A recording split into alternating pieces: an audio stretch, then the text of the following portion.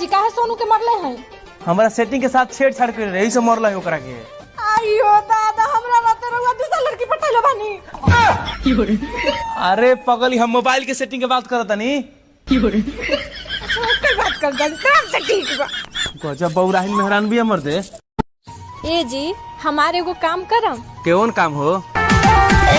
राजा जी एगो खून कोई दो अपने हाथे हमर खून कोई दो। माने मरे के शौक तहरा बाटे तो तू मर ना, हमरा के काहे फसाओ तू एमे? नो। ए जी हम मोट लागत बानी का? पूछत हो कि कंफर्म करत हो? नो।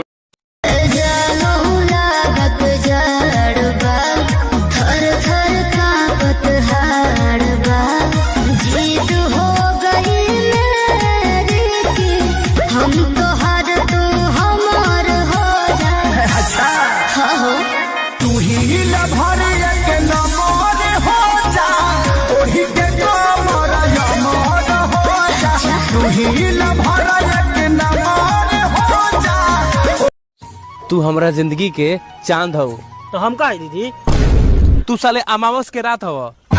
मुँह मारो राजा जी ओही सोना प्यार के रख देला बाला मुडो बिगाड़ के चाटी गइल वो ठेपुरा ललैया गइल